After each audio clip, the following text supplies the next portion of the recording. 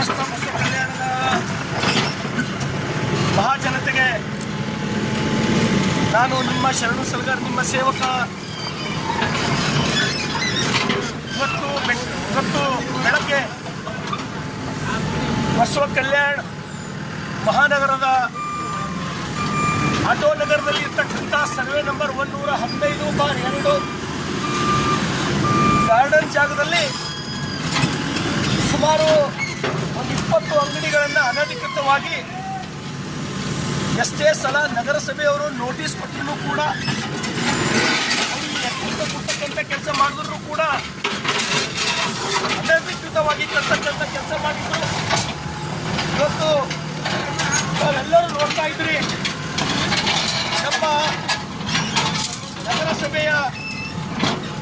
ಎಲ್ಲ ಅಧಿಕಾರಿಗಳು ಪೊಲೀಸ್ ಇಲಾಖೆಯ ಸಹಯೋಗದೊಂದಿಗೆ ಇವತ್ತು ನಾವು ಡೆಮಾಲಿಷ್ ಮಾಡಿಸ್ತಕ್ಕಂಥ ಪ್ರಕ್ರಿಯೆಯನ್ನು ಪ್ರಾರಂಭ ಮಾಡಿದ್ದೇವೆ. ನಾನು ಬೆಳಗ್ಗೆ ಲೈವ್ ಬಂದು ಹೇಳ್ತಕ್ಕಂಥ ಉದ್ದೇಶ ಇಷ್ಟೇ, ಬಸವ ಕಲ್ಯಾಣ ಮಹಾನಗರದಲ್ಲಿ ಯಾರು ಗಾರ್ಡನ್ ಜಾಗ, CS ಸೈಟ್ಗಳು, ಸರ್ಕಾರದ ಯಾವುದೇ ತರಹದ ಜಾಗವನ್ನು ಅತಿಕ್ರಮಣ ಮಾಡಿ ಕಟ್ಟಿದ್ದೇ ಆದಲ್ಲಿ ನಿಮ್ಮ ಪರಿಸ್ಥಿತಿ ಕೂಡ ಇದೇ ಬರ್ತಕ್ಕಂಥದ್ದು ಎಚ್ಚರಿಕೆ ನಿಮಗೆ ಕೊಡ್ತಕ್ಕಂಥದ್ದು ಉದ್ದೇಶ ನಂದು. ಇವತ್ತು ನಾವು ನಮ್ಮ ಸರ್ಕಾರದ ಬಸವ ಕಲ್ಯಾಣ ಮಹಾನಗರದ ಸುಮಾರು 5 ಕೋಟಿ ಗಾರ್ಡನ್ನ ಮೌಲ್ಯ 5 ಕೋಟಿ ಮೌಲ್ಯದ ಸ್ಥಳವನ್ನು ಕಾಪಾಡ್ತಕ್ಕಂಥ ಕೆಲಸ ಇವತ್ತು ನಾವು ಮಾಡ್ತಾ ಇದ್ದೇವೆ. ಬಸವ ಕಲ್ಯಾಣದ ಸಮಸ್ತ ಮಹಾಜನತೆಗೆ ನಾನು ವಿನಂತಿಯನ್ನು ಮಾಡ್ತೇನೆ, ನೀವು ಯಾವುದೇ ಒಂದು ಅಂಗಡಿಗಾಗಲಿ, ಮನೆ ಕಟ್ಟಕ್ಕಾಗಲಿ, ಇನ್ನಿತರ ಯಾವುದೇ ಕಾರೋಬಾರಿಗೆ ಜಾಗ ಒಂದು ವೇಳೆ ಖರೀದಿ ಮಾಡಬೇಕಾಯ್ತಂದ್ರೆ ದಯಮಾಡಿ ಸುಮಾರು 30 ವರ್ಷಕ್ಕಿಂತ ಮೇಲ್ಪಟ್ಟು 30 ವರ್ಷ 40 ವರ್ಷಕ್ಕಿಂತ ಮೇಲ್ಪಟ್ಟು ಪ್ರತಿಯೊಂದು ದಾಖಲೆಗಳನ್ನು EC ಆಗಲಿ, ಪಹಣಿ ಆಗಲಿ,